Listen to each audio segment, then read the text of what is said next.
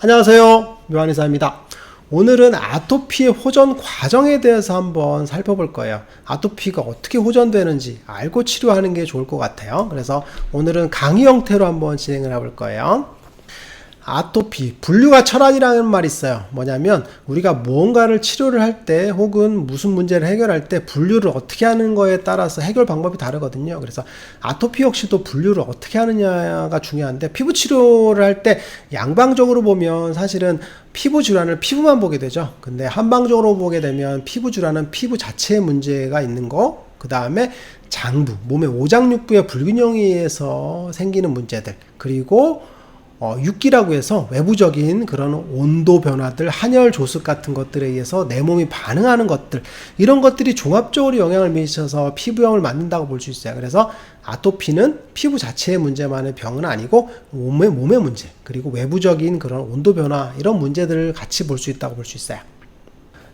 습진의 치료적인 분류인데, 사실은 습진이냐 아니냐 첫 번째가 중요한 것 같고, 그 다음에 두 번째는 염증이냐 아니냐, 그 다음에 염증이 2차 감염이 됐느냐 안 됐느냐, 그 다음에 세 번째는 혈관성 질환이냐 아니냐, 그 다음에 기타 감염, 유전 등의 피부 질환인지 아닌지를 분류하는 게 좋은데, 첫 번째 습진이냐 아니냐를 구분하는 게 되게 중요한데, 피부 질환은 사실 대부분 습진이거든요. 그래서 습진성 질환에 속하는 게 지루성 피부염, 아토피, 이제 화폐상 습진, 한포진, 이런 것들, 아니면 접촉성 피부염이거든요. 근데 아토피 같은 경우는 이제 진단 툴이 있어요. 그래서 진단에 대한 그런 근거들을 갖고 치료하게 되는데, 아토피 치료할 때 여러 가지 관문들이 있어요. 뭐냐면 첫 번째는 정확한 진단이 잘 안 되는 경우가 많아요. 그냥 아토피라고 쉽게 진단하는 경우도 있거든요. 그리고 질환에 대한 병태를 잘 이해를 못하는 경우가 많아요. 그래서 이 질환이 어떻게 진행되는지 잘 이해를 못하는 경우가 많고, 그리고 질환의 치료 경과와 예후를 잘 모르는 경우가 많아요. 오늘 얘기할 주제인데, 호전되는 과정을 모르고 치료하는 경우도 되게 많거든요. 그래서 호전되는 과정을 알고 치료하면 치료가 잘 되는 방향성을 알게 되겠죠. 그래서 그런 문제들이 있고, 또 하나는 이제 상처 회복의 과정들을 이해를 못하는 경우가 많아요. 그래서 상처가 어떻게 회복되는지, 그런 얕은 상처와 깊은 상처에 대한 이해들, 그리고 세 번째는 2차 감염에 대한 이해인데, 2차 감염은 뭐냐면 우리가 세균 감염이 잘 되거든요. 바이러스나 진균, 이런 것들이 감염됐는데 감염된 걸 몰라. 그래서 감염에 의해서 피부질환이 악화되는 경우도 많거든요. 피부질환 자체가 악화되는 것보다는 감염에 의해서 악화되는 경우, 그래서 그걸 구분하는 게 필요할 것 같아요. 아토피의 조직학적 소견인데, 첫 번째는 해면화 과정이라고 해서 피부가 습진에 의해서 퉁퉁하게 부어요. 그래서 부풀게 되는 그런 과정이 해면화 과정이라고 볼 수 있고, 해면화 과정이 되면서 이제 염증 세포들이 침윤되거든요. 그래서 염증 반응이 생기면서 빨갛게 되고, 그리고 가려워지게 되는 그런 과정. 그 다음에 진피층의 혈관이 확장되게 되겠죠. 왜냐하면 영양물질들이 막 염증이 생기기 때문에 혈관이 확장되게 되는 거라고 보시면 될 것 같고, 혈관 주위에 또 염증 세포들이 또 와요. 그러니까 더 가렵겠죠. 그런 과정들이 종합적으로 이루어져서 아수라장이 된다고 볼 수 있어요.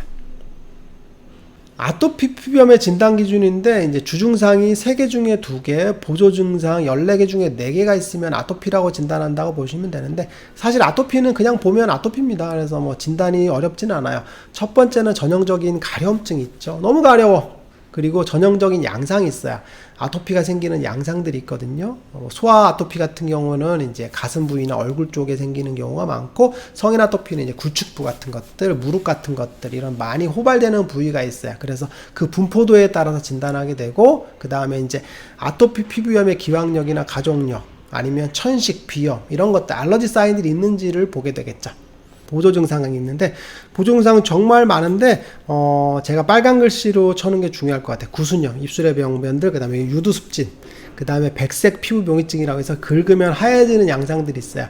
그런 양상들이 되게 중요할 것 같고, 증가된 혈중 IgE, 이런 것들이 중요할 것 같아요. 그래서 피부 감염의 증가들, 이런 것들이 중요할 것 같습니다. 역류하기 아토피, 소화기 아토피, 성인 아토피인데, 사실 역류하기 아토피는 이제 습진의 전형적인 양상이 주된 거죠. 사실은 이제 태열, 땀띠, 원발성 습진, 곤충 교상, 음식물에 의한 알러지가 가장 흔해요. 이게 제일 중요해요. 뭐냐면 아이들이 아토피가 생겼어. 근데 사실은 아토피라고 진단하지 않는 게 좋아요. 뭐냐면 그냥 습진이라고 진단하는 게 좋습니다. 태열 혹은 땀띠인 경우도 많아요. 그러면 단순 습진인 경우는 사실은 치료를 잘해주면 습진이 사라지거든요. 그게 만성화됐을 때 아토피로 진행한다는 게 중요해요. 애기들 때 치료하면 정말 쉬운 게 아토피거든요. 근데 그걸 습진이 치료가 잘 안 돼서 만성적인 경과를 보이면서 아토피로 가는 거거든요. 늘 안타까운 경우가 많아요. 그래서 영유아 아토피는 습진, 땀띠, 원발성 습진, 곤충 교상, 음식물에 의한 문제들을 먼저 파악을 하는 게 중요해요. 그래서 태열인지 아닌지를 판단하는 게 중요할 것 같아요. 그 다음에 이제 그게 치료가 잘 안 되면 소화기 아토피로 가겠죠. 그래서 습윤성 병변이나 피부 건조증 이런 것들, 그 다음에 얼굴 자체의 염증들이 이제 퍼지는 양상들이 가겠죠. 그 다음에 그게 치료가 잘 안 되면 또 성인 아토피로 가죠. 보통 일반적으로 어떤 과정을 거치냐면 아기들 때 아토피가 있었어요. 그러다가 한 뭐 유치원 때 좋아졌어. 그러다가 갑자기 고등학교 1, 2학년 때 갑자기 공부를 하면서 야간 자습을 많이 하면서 피부염이 심해지는 경우가 많아요.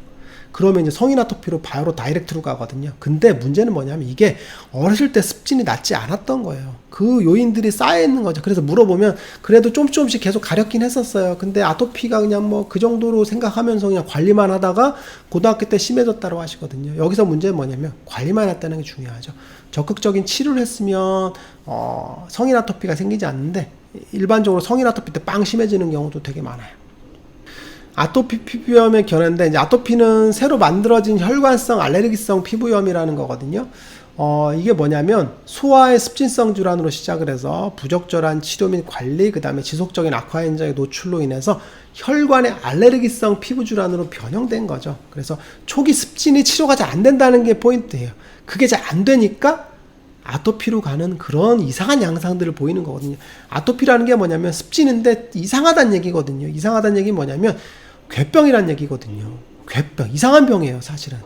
그게 뭐냐면 환경적인 요인들, 아니면은 뭐 음식물 요인들, 아니면은 스테로이드의 과사용, 이런 것들 때문에 피부 자체가 혈관에 문제들이 생기는 거죠. 그래서 혈관성 알레르기성 질환으로 완전히 고착화된 거예요. 원래는 습진이었는데, 아니면 원래는 태열이었는데 시작이 그런 거란 얘기죠. 그래서 아토피의 치료 경과는 보통 두 가지죠. 스테로이드를 쓰고 온 경우, 안 쓰고 온 경우인데, 스테로이드를 쓰고 온 경우는 이제 리바운드 현상이 초기에 생기죠. 그러면서 가라앉으면서 왔다 갔다 하면서 점차적으로 회복되는 과정을 거친다고 저번에 얘기했잖아요. 그래서 일반적으로는 리바운드 현상이 생기는 경우가 많고, 아니면 이제 사이포렌 같은 경우 면역억제제를 많이 먹고 오는 경우도 많아요. 그래서 리바운드 현상이 생기는 경우가 많고, 스테로이드를 사용하지 않은 경우는 좀 유지되다가 좋아지는 과정, 이러면서 없어진다고 볼 수 있어요.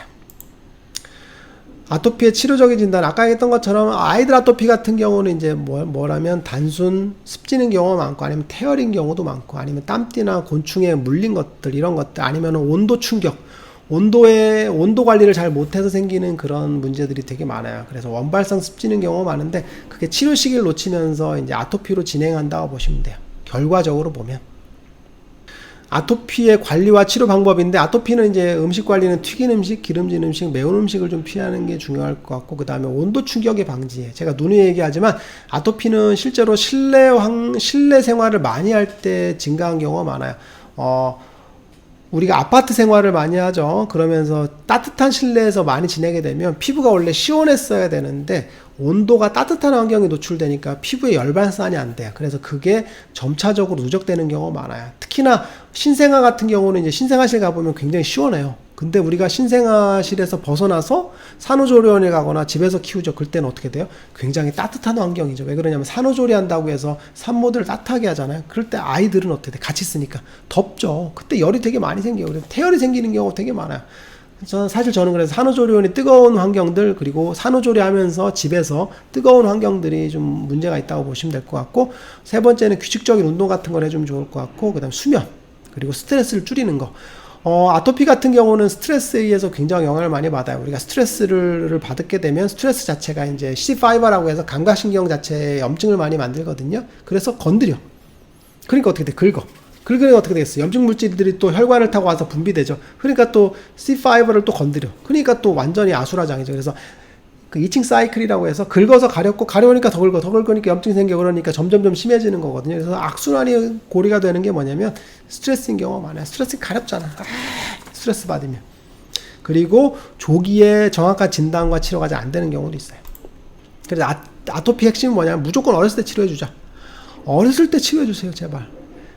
나이 먹으면 낫는다 이렇게 생각하지 마세요. 나이 먹어서 안 나는 경우가 많아요. 엊그제 이제 세바시 9월 14일에 아토피의 날이었잖아요. 그래서 세바시에서 아토피 영상을 관련돼서 하시더라고요. 근데 그 사연들을 들어보니까 정말 딱하더라고요. 근데 사연을 들어보면서 피부과에서 치료했더니 안 나왔어요. 한의원에서 치료해서 안 나왔어요. 그래서 포기해서 관리만 하고 있었어요. 라고 하시는데 정말 안타깝죠. 치료 시기를 놓친 경우죠. 그러니까 만성적인 아토피가 되는 거죠. 혈관성 알레르기성 질환으로 가면 치료가 굉장히 어렵거든요. 그래서 피부가 막 태선화돼서 막 긁어서 심해진다고 하시는데 정말 어렵죠. 그래서 아토피는 어렸을 때 치료해준다는 얘기, 이런 영상을 보시면 제가 치료했던 환자인데 어렸을 때 치료했죠. 얼굴 치료하니까 어떻게 돼요? 뽀얘졌죠. 정말 예뻐졌죠. 아토피는 어렸을 때 치료하는 게 핵심이라고 보시면 돼요. 어렸을 때 이것도 얼마나 예뻐. 애기들 같은 경우 상처 하나도 금방 아물거든요. 그래서 어렸을 때 치료하는 게 포인트입니다. 성인 아토피인데 성인 아토피는 정말 어려워져요. 왜 그러냐면 태선화도 돼 있죠. 그리고 만성적으로 이제 염증이 심해지기 때문에 감염도 돼 있거든요.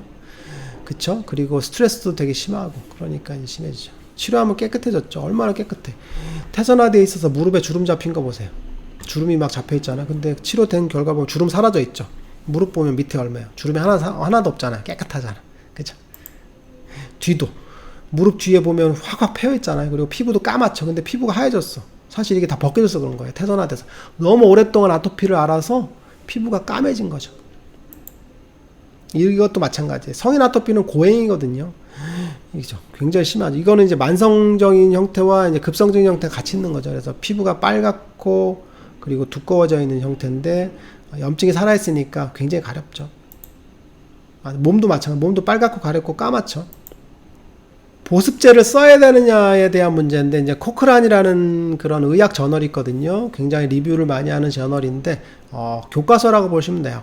거기에 보면 보습제를 써야 되냐 말아야 되냐라는 리뷰가 있는데, 제가 봤거든요. 한 300페이지 정도 되는데 굉장히 많더라고요. 근데 결론은 뭐냐면, 모든 보습제는 어떠한 일반적인 그런 이득이 좀 있다라는 얘기죠. 그래서 보습제를 좀 쓰란 얘기인데, 이건 뭐냐면, 보습제는 언제 쓰냐면 관리를 할 때 쓰는 거죠. 뭐냐면 아토피가 낫지 않으니까 관리만 해주는 거죠. 가렵지 않게끔 촉촉하게 해주는 거죠. 그래서 보습제를 많이 쓰는 경우는 관리를 할 때 보습제를 쓰는 게 좋고, 원칙은 뭐냐면 조금씩 자주 바르는 게 중요할 것 같아요. 그래서 조금씩 자주 바르는 게 좋은데, 뭐 뚜렷하게 좋은 보습제는 없다라는 결론을 내렸거든요. 그러면 아토피의 보습제의 처치는 뭐냐면, 얼굴 같은 경우는 유분이 많잖아요. 기름지고. 그런 경우는 보습제를 적게 쓰는 게 좋아요. 너무 많이 쓰지 마세요. 유분이 많은 경우는. 그리고 이런 사지 굴축부 같은 경우는 움직이다 보니까, 그리고 열이 많다 보니까 피부에 열 발산이 잘 많이 되거든요. 뜨거운 부위야. 그러니까 어떻게 되겠어요? 좀 약간 보습을 좀 많이 해주는 게 좋을 것 같고, 그리고 나이가 많은 사람과 어린아이가 있죠. 어린애 같은 경우는 유분 수분이 다 많거든요. 피부가 촉촉하잖아요. 그런 경우는 보습제를 좀 적게 쓰는 게 좋아요. 그리고 연세가 있는 분들 같은 경우나 나이가 있는 분들 같은 경우는 보습제를 좀 많이 바르는 게 좋겠죠. 나이에 따라서 보습량이 좀 다르니까.